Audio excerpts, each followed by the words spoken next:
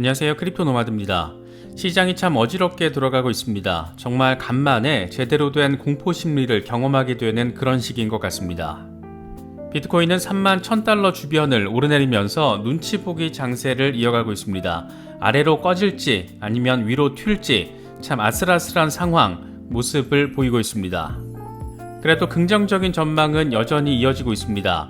글로벌 금융 미디어 플랫폼 FX 스트릿의 경우에는 비트코인의 이번 가격 하락이 36% 랠리를 벌이기 전에 매수 기회를 제공해 주는 것으로 평가했고, 분석가들 사이에서는 머지않아 몇 달 뒤에 20만 달러 랠리 가능하다, 이런 전폭적인 전망이 기술적 분석을 통해서 제시되고 있습니다.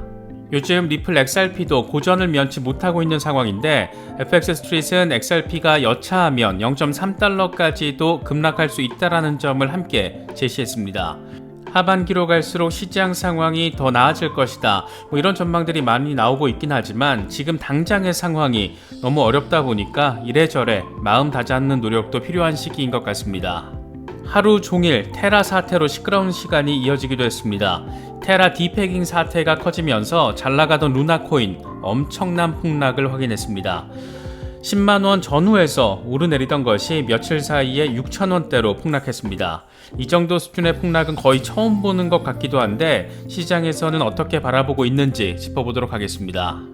그래도 비트코인이 3만 달러 지지를 받아주면서 상승 시도를 이어가고 있다는 점은 긍정적인 부분입니다. 여러 소식들 잘 체크하시면서 어려운 시장 상황 속에서도 적절한 대응, 전략적으로 짜고 접근하실 수 있으면 좋겠습니다. 본격적인 시작에 앞서서 좋아요와 구독 또 알림 설정 꼭 부탁드리겠습니다. 영상 제작에 아주 큰 도움 된다는 말씀 함께 드립니다. 그럼 시작하겠습니다. 먼저 비트코인 상황입니다. 비트코인은 여전히 3만 1000달러 주변에서 오르내리고 있는 모습을 보여주고 있습니다. 아래로 훅 빠지지도 않고 이 3만 달러 지지를 받아주고 있는 그런 상황인데, 과연 반등의 전환점을 마련할 수 있을지 주목되고 있는 상황입니다. 글로벌 금융 미디어 플랫폼 FX 스트릿은 비트코인과 관련해서 그래도 꽤 긍정적인 전망을 제시했습니다. FX 스트릿은 비트코인이 180일 신저가를 기록한 뒤에 강한 반등을 보였다.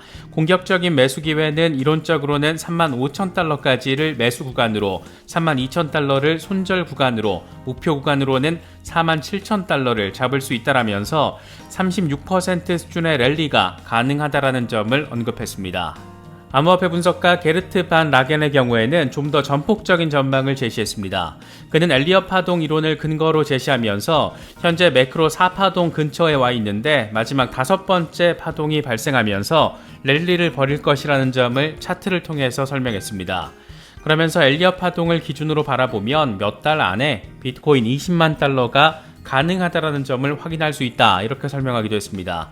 이 정도 수준까지는 기대도 안 하니까 제발 정고점 수준까지의 의미 있는 랠리 동력 머지않아서 바라볼 수 있기를 기대해 봅니다.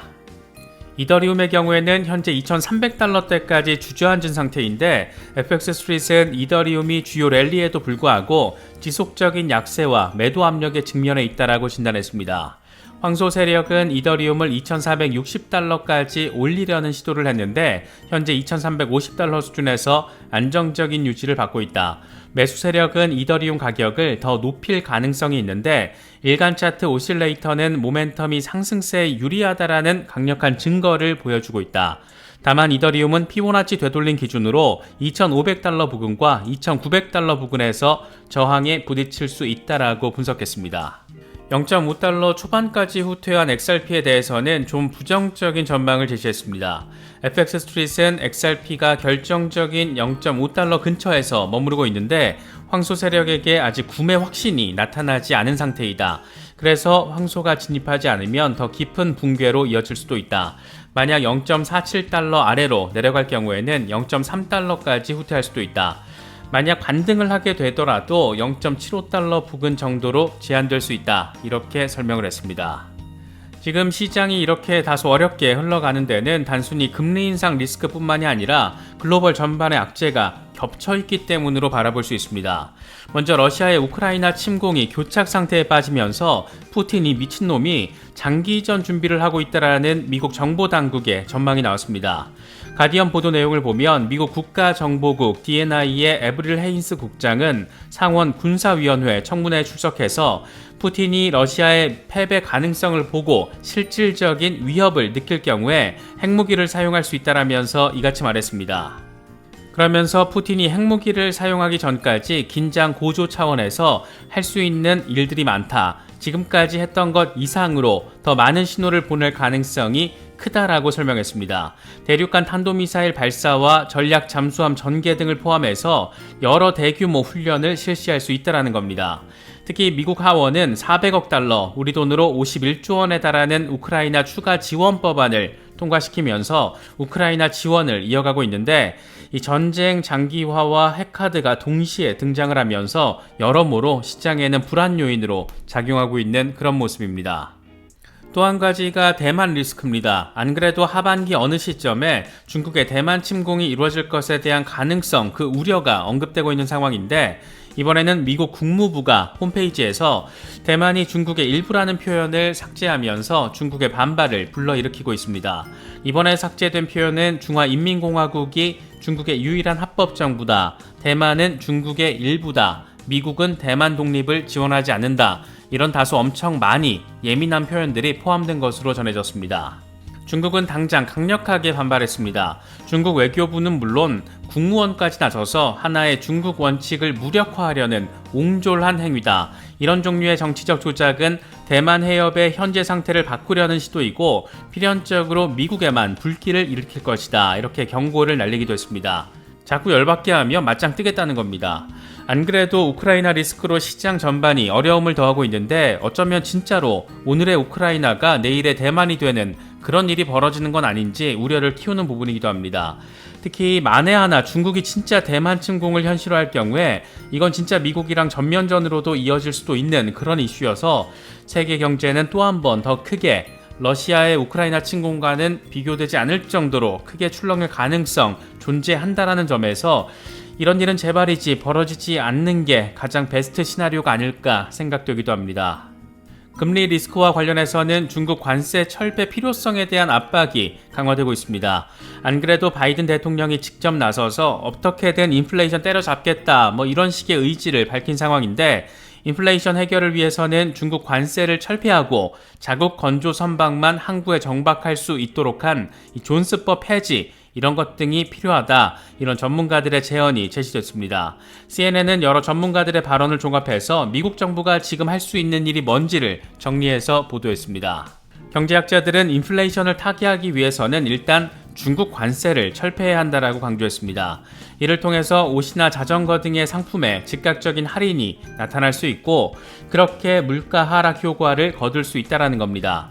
특히 고공상승 중인 에너지 가격을 낮추기 위해서 이 자국 건조 선박만 미국 해안에 정박할 수 있도록 규정한 존스법을 폐지해야 한다. 이런 제언도 나왔습니다. 지금 단계에서 존스법을 완화하거나 폐지를 하면 미국 이외 선박들이 석유 수송을 할 수 있기 때문에 유가와 가스 가격의 하락을 기대할 수 있다는 겁니다. 이게 굉장히 상식적인 수준의 설득력을 가지고 있기 때문에 이런 방식이든 저런 방식이든 미국 백악관이 그냥 멍 때리고 가만히 앉아있을 가능성은 낮기 때문에 조만간 현실적인 행동 나오지 않을까 기대되는 부분입니다. 정말 하루 종일 테라 사태로 시끄러웠던 그런 하루이기도 했습니다. 며칠 전까지 10만원 전후에서 오르내리던 것이 6천원대로 폭락을 했으니까 이 관심이 높아지는 건 당연한 일인지도 모르겠습니다. 더욱이 지난해 가장 뜨거운 관심을 받으면서 엄청난 시세를 폭발시켰던 그런 종목이기도 하고 나름 안정적인 스테이블 코인이라는 평가를 받았기 때문에 이래저래 충격도가 더 크게 느껴지는 것 같습니다. 루나코인은 하루 사이에 무려 95% 넘는 폭락세를 이어가면서 4달러 초반에 걸쳐있는 상태입니다. 이게 진짜 현실인가 싶을 정도로 믿기 어려운 숫자가 지금 눈앞에 현실이 돼버린 그런 모습입니다. 과연 앞으로 UST와 루나코인이 어떻게 될지에 대한 전망은 엇갈리고 있습니다. 대표적인 비트코인 비판자, 회의론자로 꼽히는 피터 시프의 경우에는 테라의 붕괴는 비트코인의 치명적인 결함을 드러낸다. 루나는 UST 1달러 유지를 위해서 충분한 양의 비트코인을 매도할 수가 없다. 비트코인의 실제 유동성이 부족하기 때문이다. 매도할 경우에 시장은 붕괴되고 비트코인 보유고 가치가 훼손될 것이다. 이렇게 부정적인 입장을 강하게 내보였습니다. 반면 아발란체 설립자 에밍군 실화의 경우에는 알고리즘 스테이블 코인 가운데 테라만이 성공할 수 있다라면서 테라의 재기 가능성이 있다라는 부분에 좀 더 무게를 실었습니다. 그는 오픈마켓 운영이 뛰어나고 규제상의 이유로 미국 기반 팀이 아니어야 하고 높은 부하 처리 능력과 적절한 요금, API 인프라를 갖춘 팀이 알고리즘 스테이블 코인 팀의 성공 기준인데 테라는 이런 기준을 충족하는 유일한 팀이라고 평가하기도 했습니다. 테라 측에서도 일단 적극적인 대응 방안을 모색하고 있는 상황입니다. 더블록 보도 내용을 보면 테라 측이 UST 패깅 회복을 위해서 10억 달러 규모의 투자 유치를 하는 방안을 논의하고 있는 것으로 전해지고 있습니다. 점프 트레이딩과 셀시우스, 제인 스트리트 등이 투자 논의를 나누고 있는 것으로 전해졌는데 이 스테이블 코인이 스테이블하지 않은 상황이 아주 극단적으로 보여진 것이기 때문에 이번 테라 사태, 이 암호화폐 시장 전반에 여러 의미 포인트들을 제시해주고 있는 모습입니다. 과연 테라가 추가 투자를 유치해서 재기의 발판을 마련할 수 있을지 여러모로 주목되는 부분입니다. 시장 안팎도 어수선하고 글로벌 정세는 정말이지 복잡하게 진행되면서 시장의 악재로 작용하고 있습니다. 이게 하루 이틀 사이에 극적으로 개선될 만한 그런 이슈들이 아니라는 것도 참고하시면서 시장 바라보실 수 있으면 더 좋을 것 같습니다. 여러 소식들, 이 시장을 바라보시는 데 있어서 조금이나마 도움이 될 수 있으면 좋겠습니다. 이번에 준비한 영상은 여기까지입니다. 영상이 도움이 되셨다면 좋아요와 구독 또 알림 설정 꼭 부탁드리겠습니다. 영상 제작에 아주 큰 도움 된다는 말씀 함께 드립니다. 언제나 성투하시기를 기원하겠습니다. 시청해주셔서 감사합니다. 지금까지 크립토 노마드였습니다.